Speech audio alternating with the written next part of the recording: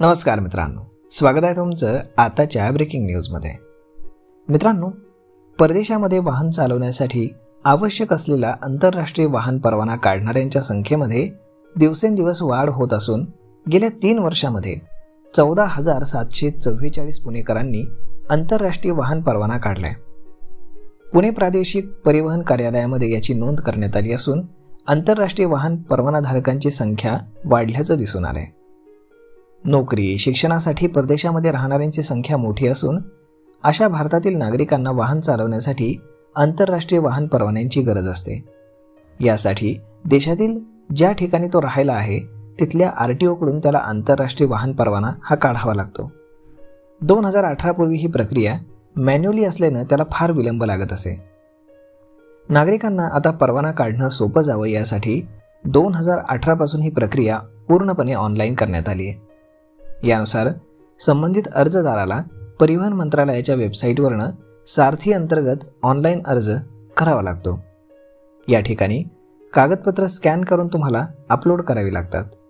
या परवान्यासाठी संबंधित अर्जदाराकडे वाहन परवाना असल्यास पुन्हा वाहन चालवणं तसेच परीक्षा देण्याची गरज लागत नाही।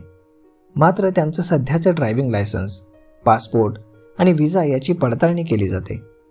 ऑनलाईन प्रक्रिया पूर्ण झाल्यानंतर अर्जदाराला मूळ कागदपत्र घेऊन प्रत्यक्ष पडताळणीसाठी RTO मध्ये जावं लागतं। यानंतर कागदपत्रांची तपासणी करून RTOतून त्याला 1 दिवस आंतरराष्ट्रीय वाहन परवाना दिला जातो।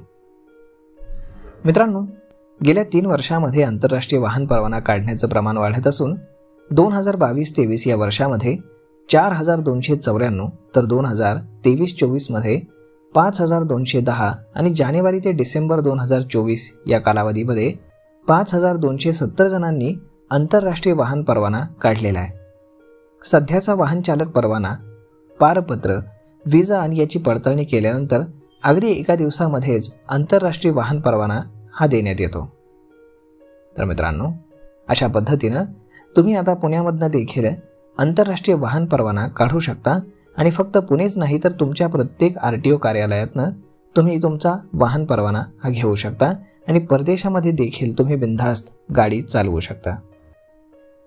तर मग मित्रांनो, हा व्हिडिओ, ही माहिती तुम्हाला कशी वाटली हे तुम्ही आम्हाला कमेंट करून नक्कीच सांगा आणि जर आवडली असेल तर आपल्या जवळच्या मित्रमंडळींसोबत देखील हा व्हिडिओ तुम्ही शेअर करायला विसरू नका।